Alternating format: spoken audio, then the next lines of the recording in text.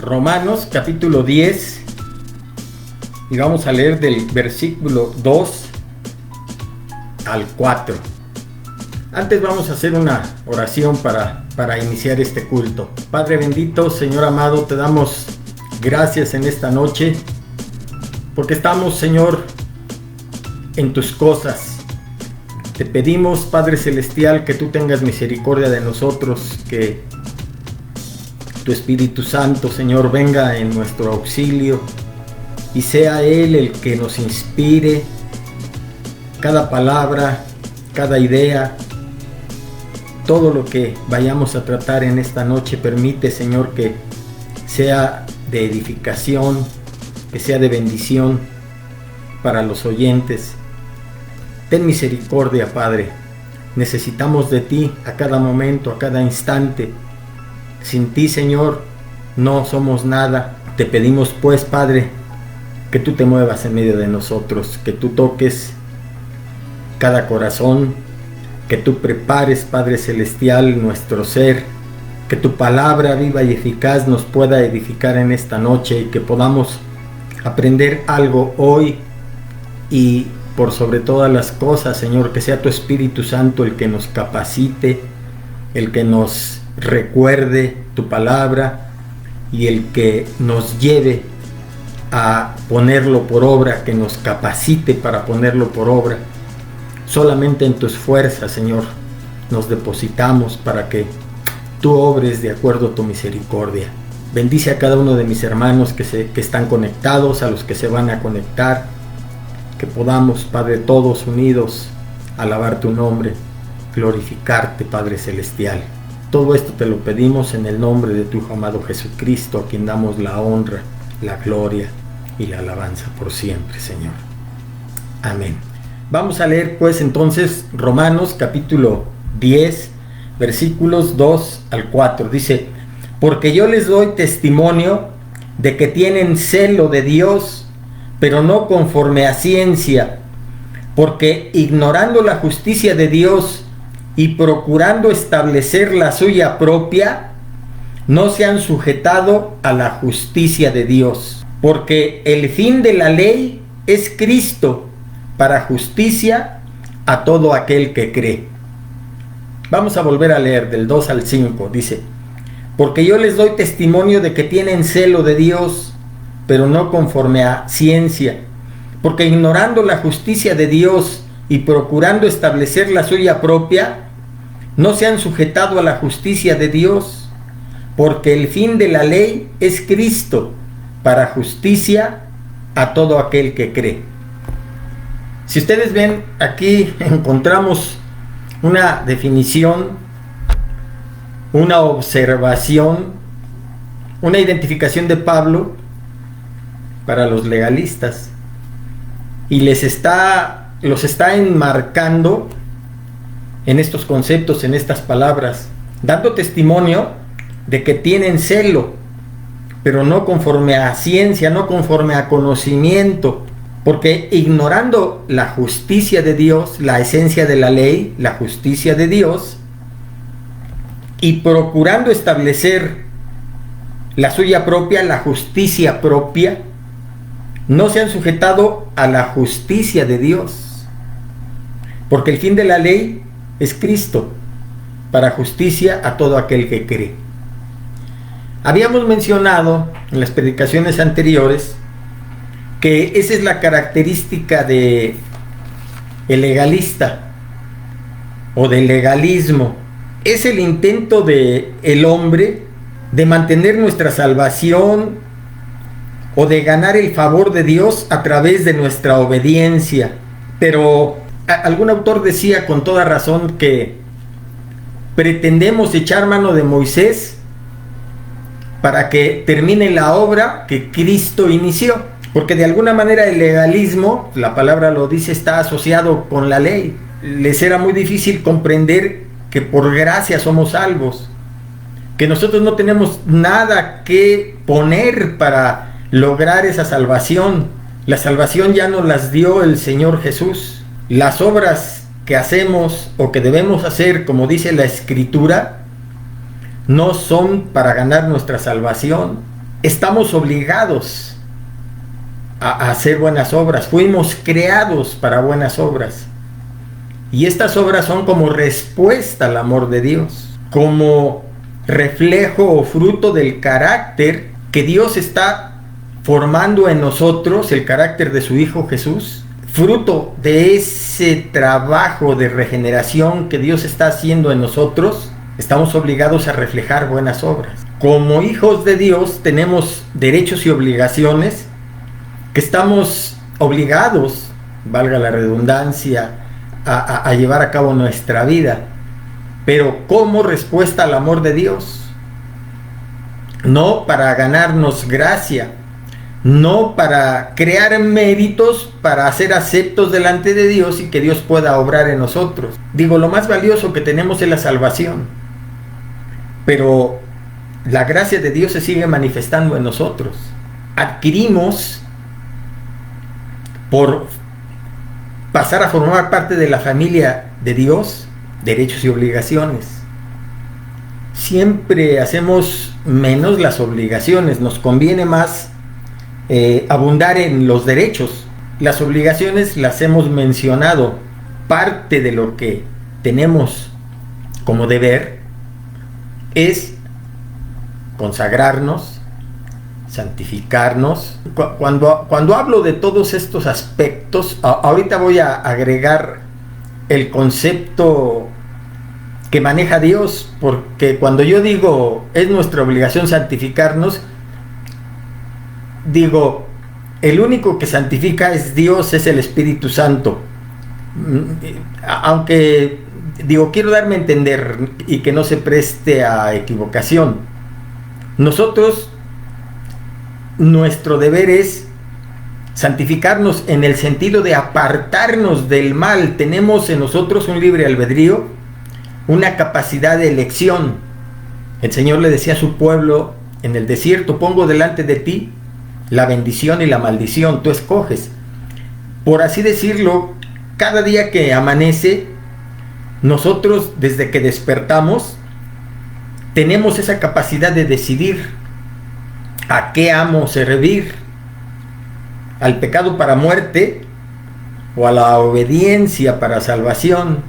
Sujetarnos a las obras de la carne, nosotros lo decidimos, o combatir a través del Espíritu esas obras de la carne para que vivamos, nos dice Romanos. Entonces nuestro deber es santificarnos, consagrarnos, obedecer, etc. La mayoría de estos atributos provienen de Dios. Dios nos llama a ser justos. Pero ¿cómo vamos a ser justos si en nosotros no hay justicia? La palabra de Dios dice que no hay justo ni aún uno. No somos justos. Somos justificados. Justificados pues por la fe, tenemos paz para con Dios por medio de nuestro Señor Jesucristo. A santidad nos ha llamado Dios. Santidad, justicia, misericordia, gracia, paz. Todos estos son atributos de Dios que recibimos nosotros por imputación. Según el término legal, imputación es reconocer o darle a uno legalmente algo que pertenece a otro. En este caso, hablando en relación a lo espiritual, nosotros recibimos esa justificación, esa santificación, ese obrar justicia, ese obrar misericordia, o ser justos y misericordiosos. El contexto de toda la escritura, la esencia de esa escritura, nos llama a ser eso. Pero como en nosotros no hay eso, porque heredamos de Adán una naturaleza caída, Dios nos encontró muertos espiritualmente. Sí, fuimos hechos a su imagen y semejanza, para reflejar todas esas características que están puestas ahí, fruto de esa imagen y semejanza. Pero el pecado, la desobediencia, rompió el nexo y la relación que teníamos con Dios. Isaías nos dice eso. El pecado rompió esa relación con Dios. y morimos espiritualmente. Dios le dijo a Adán: el día que comieres, ciertamente morirás. Y vino a nosotros dos tipos de muerte, una automática y la otra que va a venir con el tiempo. La automática es la muerte espiritual. Fuimos desconectados de esa relación con Dios. Y la otra muerte es la muerte física, que va a venir con el tiempo. Ciertamente morirás. Y heredamos de Adán una naturaleza caída. Dice en la Escritura que por un hombre entró el pecado al mundo, Adán. Pero por otro hombre, hablando de Jesús, también entró la salvación, el segundo Adán, dice la Escritura. Y cuando nosotros reconocemos nuestra necesidad espiritual, reconocemos nuestra condición, nos arrepentimos, aceptamos a Cristo como Señor y Salvador, y está implícito en eso que hacemos un pacto con Él para seguirlo. Él nos sella con su Espíritu Santo y nos adopta como nuestros hermanos, como nuestro hermano. La Iglesia Católica maneja un concepto válido. Dice: Cristo es nuestro hermano mayor. Y así es. Somos adoptados por el Padre, pasamos a formar parte de su familia. Y dice la Escritura que somos coherederos con Cristo. Esa adopción legalmente nos da derechos y obligaciones, el derecho de ser hijos de Dios y herederos de las promesas y de todo lo que Dios le ha dado al Hijo. Coherederos con Cristo. Es maravilloso esto, es una realidad.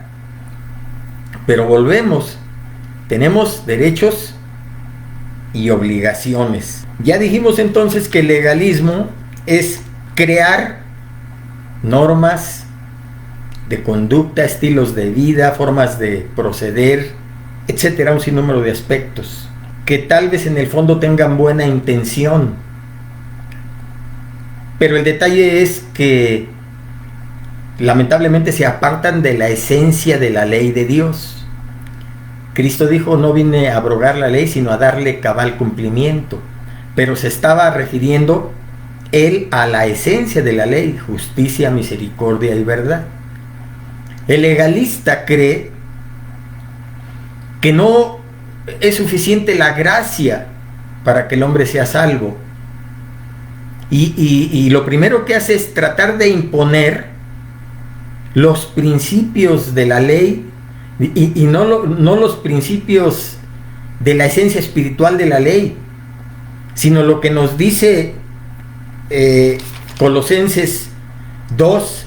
Vamos a recapitular en Colosenses 2, del 16 al 21. Por tanto, nadie os juzgue en comida o en bebida o en cuanto al día de fiesta, luna nueva o días de reposo, todo lo cual es sombra de lo que ha de venir, pero el cuerpo es de Cristo.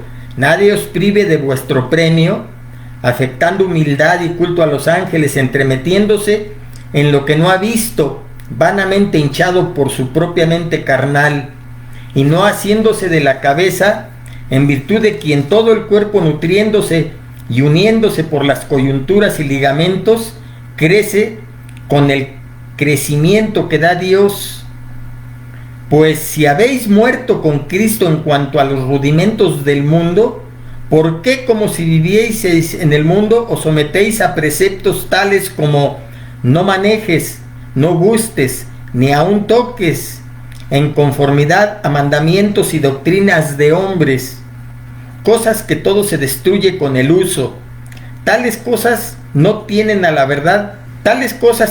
verdad cierta reputación de sabiduría en culto voluntario, en humildad y en duro trato del cuerpo, pero no tienen valor alguno contra los apetitos de la carne. O sea, cosas, mandamientos de hombres, preceptos de hombre. El legalista cree que a Dios le faltó recalcar o le faltó agregar todavía a su ley o a sus preceptos cosas que él considera necesarias. Le quiere a veces ayudar a Dios o indirectamente corregirle la plana. Le faltó algo que tengo yo para que se lo adiciones. Y entonces empieza a manejar conceptos a los que somete a los demás. No manejes, no gustes, ni aun toques en conformidad a mandamientos y doctrinas de hombre. Cuando empezamos a imponer estilos de vida, nuestro siguiente paso va a ser imponerles qué deben ver, a dónde deben de ir, a dónde no deben de ir, qué hacer, qué no hacer. Los vamos a limitar y qué entretenimientos puedes tú manejar, cómo debes de vestir, qué debes de comer, qué debes de hacer, qué no debes de hacer, ni aún manejes, gustes, toques, mandamientos de hombres que dice que tienen cierta reputación de sabiduría, en culto voluntario, en humildad, duro trato del cuerpo, pero no tienen valor alguno contra los apetitos de la carne. Mandamientos de hombre. No necesita Dios de nuestra ayuda. El legalismo. Algunos dicen que en la actualidad hay muchas cosas que amenazan a la iglesia.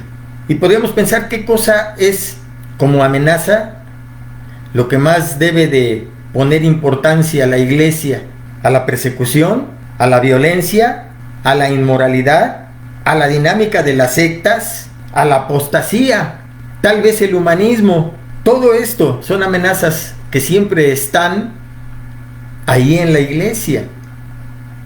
Pero algunos con mucha razón dicen: no hay mayor amenaza para la iglesia que el legalismo.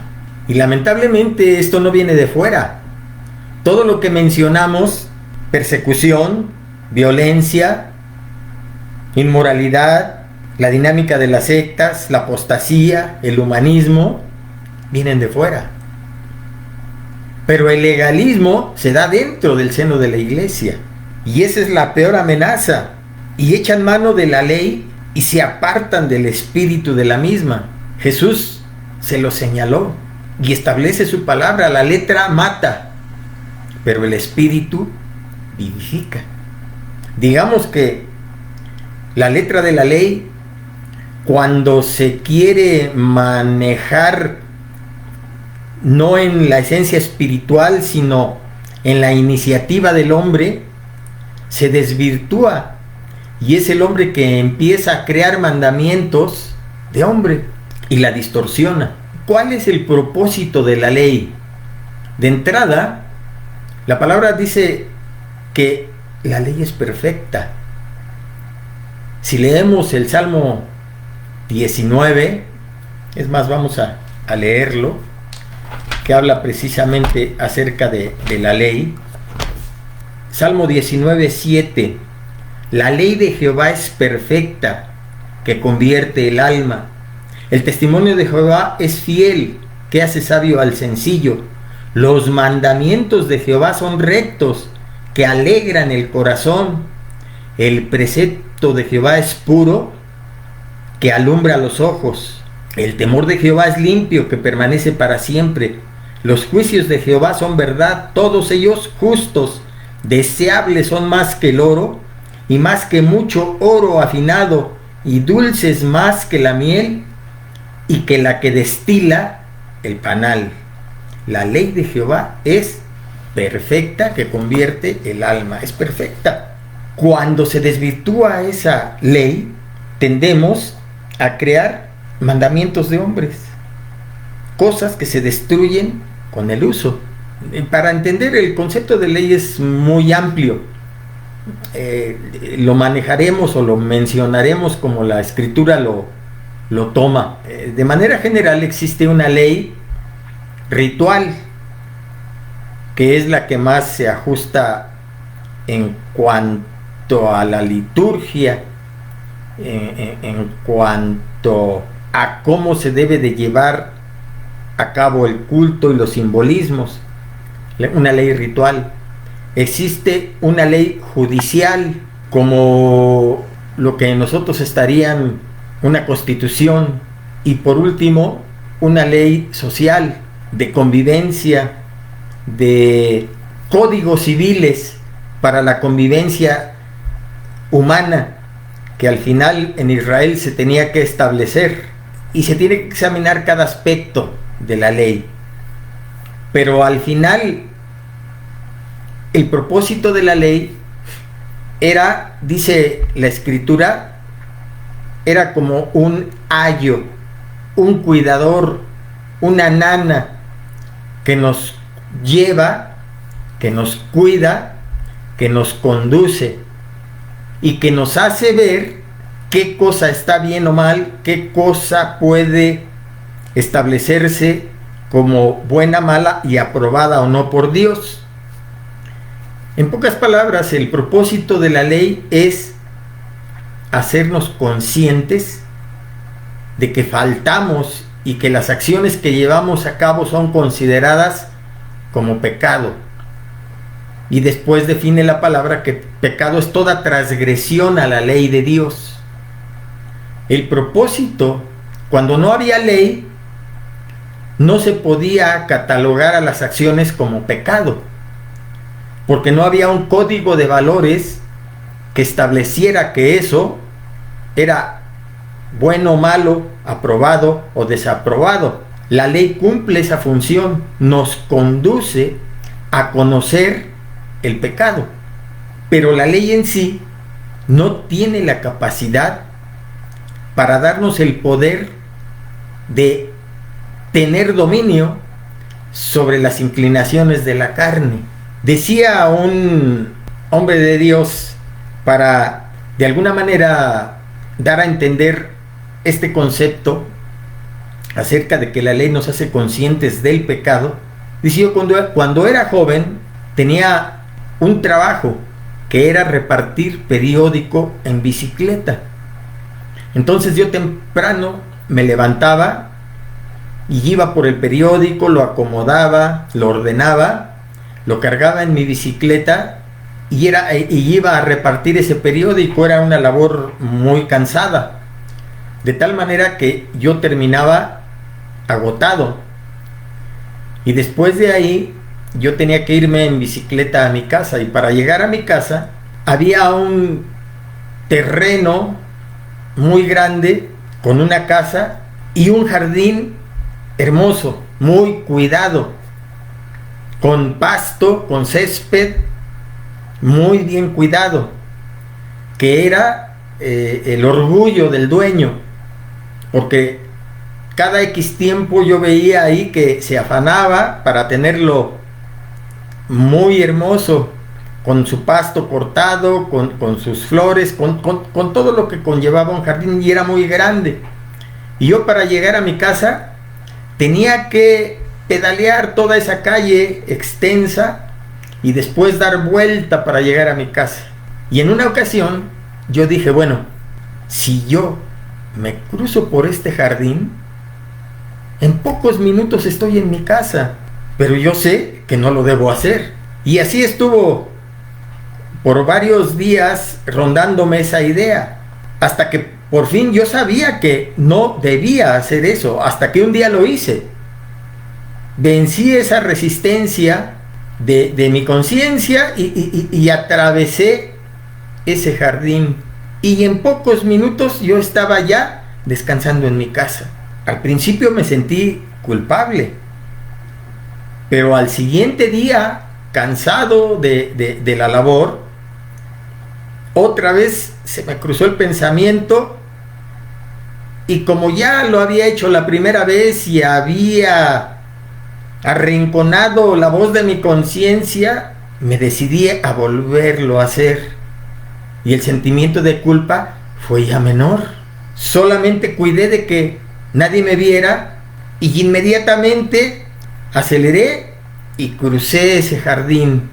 Así me evité toda esa esquina, todo ese camino para llegar a mi casa. Vencido el sentimiento de culpa, ahí estaba, pero Vencida esa voz de la conciencia, lo hice continuamente por más de una semana. Poco a poco, la rueda de la bicicleta fue creando un surco que se fue haciendo notorio. Y a pesar de que yo cuidaba, según yo, para que nadie me viera, un día, terminado el trabajo, que me dirigí a mi casa, otra vez al cruzar ese jardín, encontré un letrero: no pisar el césped, prohibido usar bicicleta. Ya nada más, cuando vi yo ese letrero, ya nada más faltaba mi nombre abajo, o agregar "a ti te lo digo, inútil", bueno, eso es mío, o algo así. Ya nada más faltaba mi nombre abajo. Pero en vez de causarme a mí, ¿qué diré?, yo reconocí que estaba haciendo mal. Otra vez la voz de mi conciencia me hablaba, y el sentido de culpabilidad fue todavía más fuerte. Ese simple letrero hizo que mi culpabilidad creciera, porque ese letrero me estaba evidenciando. Pero lamentablemente ese letrero no tenía el poder ni la capacidad para convencerme de que no debía hacer eso malo que yo estaba haciendo. Y al contrario, como no vi a nadie alrededor y ya estaba metido en el campo, en ese jardín, volví a cruzar. Y al otro día, otra vez apareció la voz de la conciencia, y otra vez el sentido de culpabilidad estaba presentes. Pero las obras de la carne, la naturaleza caída, el hombre antiguo, en vez de estar consciente de que no debía hacer eso, al contrario, esa naturaleza caída tomó ese letrero, tomó esa advertencia como un reto. Y en vez de decir "ya no lo voy a hacer", al contrario, dije "ahora lo voy a hacer", como un reto, como una adrenalina. Al final no veía yo a nadie, y entonces crucé. Decíamos entonces, ¿cuál era el propósito de la ley? Sin la ley no tendríamos conciencia de que lo que hacemos es pecado o no. Ese fue el propósito de la ley, hacernos conscientes del pecado. Por eso dice la palabra que donde abundó el pecado, sobreabundó la gracia. Volvemos, todo es por gracia. Ahora, hay cosas que a veces hacemos que se confunden con legalismo. Por ejemplo, preocuparnos por nuestra santidad no es legalismo. El peligro es que en toda religión está presente el peligro de convertirnos en legalistas. Al final, el legalismo es un tanto enfocar la atención en el hombre, en el ser humano, darle relevancia a lo que hacemos o dejamos de hacer, porque al final esto sutilmente apela a nuestro orgullo, y siempre está el peligro de caer en él, porque hemos mencionado que tenemos nosotros obligaciones. Nuestra obligación es santificarnos, apartarnos, pues, porque hemos mencionado que la santidad, junto con otros atributos, son parte de la esencia de Dios que se nos imputan. Somos santos porque Dios nos comparte de su santidad, y Él es el que nos da el título de santos. Son atributos imputados que le pertenecen a Él, pero que Él legalmente nos los proporciona. Entonces, no es legalismo preocuparnos por la santidad. En Romanos 8:29, porque a los que antes conoció también los predestinó para que fuesen hechos conforme a la imagen de su Hijo, para que Él sea el primogénito entre muchos hermanos. Y a los que predestinó, a estos también llamó, y a los que llamó, a estos también justificó, y a los que justificó, a estos también glorificó. Ese es el orden. A los que conoció, predestinó, llamó, justificó y glorificó. Hablando del concepto arminiano y calvinista. Hay en la escritura, aquí lo encontramos la palabra, la doctrina de la predestinación. Y estos puntos están involucrados en los preceptos, principios que sustenta el calvinismo y los preceptos o principios que sustenta el arminianismo. El calvinismo surgió primero y el arminianismo surgió en contra de algunos de los principios que establece el calvinismo. El calvinismo establece que somos predestinados y llamados, justificados, glorificados. Dios nos predestinó para ser salvos y ya no perdemos la salvación. Ahora ahorita no podríamos examinar todo eso, pero dentro de esos 5 puntos que establece el calvinismo, en 3 de ellos coincidimos, 3 de ellos coinciden, calvinismo y arminianismo, y en 2 hay conflicto. Uno de esos en los cuales hay conflicto es precisamente en esta predestinación, y que es doctrina bíblica, ya lo leímos. El calvinismo establece que a los que Dios predestinó para ser salvos, pero eso involucra el otro punto en el que discordamos. Esto implicaría que Cristo únicamente vino a dar su vida en la cruz y a derramar su sangre por esos predestinados. La palabra dice en Juan 3:16, de tal manera amó Dios al mundo, no dice nada más a los predestinados. De tal manera amó Dios al mundo que ha dado a su Hijo unigénito para que todo aquel que en Él cree no se pierda, mas tenga vida eterna. ¿Cómo podríamos conciliar un poco esa doctrina calvinista con la arminiana? Aquí está el secreto. Romanos 8:29 empezamos leyendo porque a los que antes conoció también los predestinó. Ahí está el secreto. Antes de tomar a esos predestinados, aceptamos que es una doctrina bíblica, está aquí. A los que predestinó, la predestinación entonces es una doctrina bíblica. Pero Romanos 8:29 nos da el meollo del asunto. Y empieza porque a los que antes conoció, o sea, Dios nos conocía desde antes, dice, de la fundación del mundo. Hay un atributo, una característica que tiene Dios que nada más la he visto yo en las epístolas de Pedro.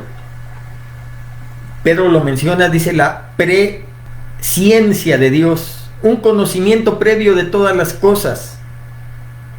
El punto arminiano es que en esa presciencia, en ese conocimiento, Dios desde antes de la fundación del mundo, desde antes de que existiéramos, antes incluso de que existiera el mundo y toda la creación, Dios ya sabía cómo íbamos nosotros a reaccionar cuando se nos presentara el plan de la salvación. Con esa capacidad de elección, con ese libre albedrío, con esa voluntad que nos distingue a imagen y semejanza de Él, cuando se nos presentó el Evangelio, nosotros íbamos a decir, sí, Señor. Dios, a los que antes conoció, fue porque Él sabía que en ese libre albedrío, en esa capacidad de elección, íbamos a decidir aceptarlo como Salvador. A los que antes conoció, también los predestinó, fruto de que en esa presciencia, en ese conocimiento propio, en esa capacidad de Dios de omnipresencia, Él sabía cómo íbamos a reaccionar y lo íbamos a aceptar. Nos conoció. A los que antes conoció, los predestinó, los llamó, los justificó y los glorificó. En ese orden. No es legalismo entonces buscar consagrarnos o tomar como responsabilidad lo que a nosotros nos corresponde en cuanto a por decisión propia, apartarnos, santificarnos.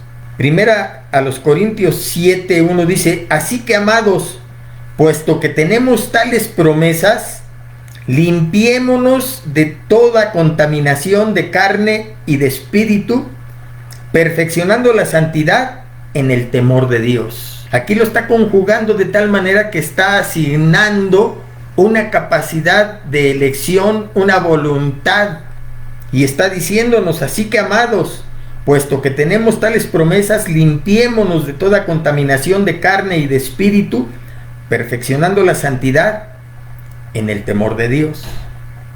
Romanos 8:13 dice: porque si vivís conforme a la carne, moriréis, mas si por el espíritu hacéis morir las obras de la carne, viviréis. ¿Quién tiene que hacer morir las obras de la carne? Nosotros, con la ayuda del Espíritu Santo. Pero nosotros tenemos que tomar esa iniciativa. Estamos hablando de las obligaciones que tenemos como hijos de Dios. Así que, amados, puesto que tenemos tales promesas, coherederos con Cristo, heredamos esas promesas también nosotros. Puesto que tenemos tales promesas, limpiémonos de toda contaminación de carne y de espíritu, perfeccionando la santidad en el temor de Dios. Ya leímos Romanos 8:13: porque si vivís conforme a la carne, moriréis, mas si por el espíritu hacéis morir las obras de la carne, viviréis. Tomar los 10 mandamientos, la ley moral de Dios, ley ritual, ley moral y ley civil. Ahorita me acordé bien de las 3 divisiones acerca de la ley. En el sentido general de la escritura, cuando leemos todo acerca de la ley, la podemos dividir en estos 3 conceptos: ley ritual, ley moral y ley civil. La ley civil habla como del código civil, de los reglamentos para la interacción humana. La ley moral está contenida en esos 10 mandamientos. 4 mandamientos van dirigidos del hombre para con Dios, y los otros 6 están dirigidos hacia la relación del hombre con sus demás, con los demás hombres. Y la ley ritual, la que utilizaban en la liturgia y en su relación con Dios. Entonces, buscar cumplir con los mandamientos de Dios, tomar los 10 mandamientos como norma de vida, no es legalismo. Se puede prestar, podemos caer. Hemos mencionado que siempre está presente el peligro de caer en el legalismo. Cuando ponemos la vista en el hombre, la dejamos de poner en Dios, ese es el peligro de caer en el legalismo. Por eso hemos dicho que el legalismo también es un humanismo disfrazado, conlleva un humanismo. Puestos los ojos en Jesús, el autor y consumador de la fe, cuando nosotros dejamos de ver a Jesús y empezamos a inclinarnos y el hombre es el protagonista, está el peligro de caer en el legalismo. Y por eso es que es atractivo eso. Apela al hombre y al orgullo del hombre. Esas obras de la carne, esa inclinación. Satanás por eso es que apela siempre al orgullo. Él sabe el efecto del orgullo. Él lo vivió en carne propia. El sello de la perfección cayó cuando dice que se halló orgullo en su corazón. Es el mismo principio. Dios no nos ha dejado a expensas de nuestros propios criterios para distinguir el bien del mal. En Romanos 8 dice la palabra: no debáis a nadie nada, sino el amaros unos a otros, porque el que ama a su prójimo ha cumplido la ley. La ley moral de Dios no es una camisa de fuerza que nos constriñe, que nos aprieta, que nos sujeta, que no nos da libertad. Más bien, el buscar cumplir con los preceptos, con los mandamientos, con la ley de Dios, nos da libertad.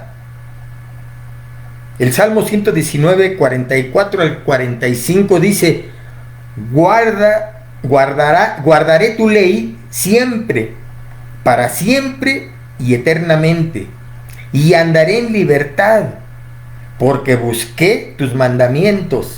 Dijimos 119, 44 y 45. Guardaré tu ley siempre, para siempre y eternamente, y andaré en libertad, porque busqué tus mandamientos. O sea que está en la obediencia de los mandamientos, nos trae libertad.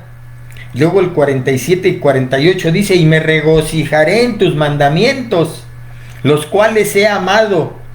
Alzaré asimismo mis manos a tus mandamientos que amé, y meditaré en tus estatutos. Pero el andar en sus mandamientos nos trae libertad. Me regocijaré y meditaré. ¿Qué sucede con los legalistas? Aparentemente están buscando trabajar para Dios, enfatizar en las cosas de Dios, pero muchas veces tomamos el papel del Espíritu Santo. ¿Qué es lo que tratamos de imponer? Es muy común, por ejemplo, en las iglesias, enfatizar el vestido. Y aquí es difícil manejar esos conceptos, porque a veces tomamos el papel del Espíritu Santo y queremos influir en la gente. Ya voy a terminar. Y a veces es difícil que acepten. Y en vez de subrayarles o corregirles la plana, debemos pedir que sea el Espíritu Santo el que les haga ver eso. Yo recuerdo el testimonio de una hermana que dice que llegó a la iglesia porque tenía muchos problemas en su matrimonio. El esposo la había abandonado con sus hijos y ella acudió a la iglesia y afortunadamente encontró quien la aconsejara y el pastor oró por ella, y debido a su necesidad ella siguió asistiendo a la iglesia, buscando a Dios y que oraran por ella, y ella iba y asistía a la iglesia en pantalones. Entonces, pasado el tiempo, y ya que ella ya se volvió asidua asistente al templo, no faltó quien de las hermanas se acercara a ella para señalarle precisamente ese detalle, que no tenía que venir con pantalones, etcétera, etcétera, etcétera. ¿Quién sabe en qué forma se lo diría? Que ella, en vez de obedecer o tratar de responder a esa, pues no se puede decir petición, sino más bien a esa imposición, ella reaccionó de manera con las obras de la carne, pues. Y ahora ella, en vez de hacer caso, dijo: pues ahora, para que se les quite, en vez de quitarme los pantalones, ahora con más ganas voy a venir y con pantalones. Y así lo hizo. Quién sabe cuál sería la actitud también y la forma o las palabras que, en vez de lograr que ella comprendiera el por qué no debía usar pantalones, al contrario, lo que hicieron es exacerbar las obras de la carne, y ella reaccionó de manera negativa, ¿no? Y así pasó mucho tiempo. Y siempre ella, cuando asistía a la iglesia, con toda intención, y ella misma se decía: para que se les quite, y voy con pantalones. Así pasó hasta que ya nadie le dijo nada. Pero dice que pasado el tiempo, una ocasión llegó a la iglesia y solita pasó al altar y solita empezó a buscar a Dios y empezó a tener esa comunión con Dios, y dice, y sin que alguien me dijera nada ni nada, el Espíritu Santo vino y me dio convicción y me hizo sentir que no debía de venir vestida así. No me mencionó de pantalones, nada más me hizo sentir que no debía de venir vestida así. Pero fue el Espíritu Santo. Entonces, la siguiente vez que yo fui, ya fui con vestido. Y comprendí, pero fue el Espíritu Santo el que me hizo convicción. Y de esa manera yo obedecí. No fueron las hermanas, no fue el ambiente, no fue la imposición. Fue el Espíritu Santo que me hizo sentir. Muchas veces el legalista toma el papel del Espíritu Santo y quiere imponer y quiere que la gente se ajuste a su molde.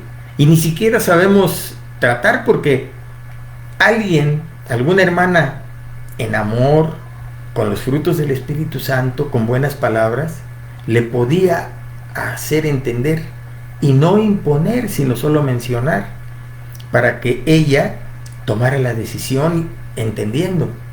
Porque al final no es el venir con pantalones, sino es más bien cómo viene con pantalones. La Escritura no condena a los pantalones. La Escritura va dirigida a que el hombre no debe de usar ropa de mujer, ni la mujer debe de usar ropa de hombre.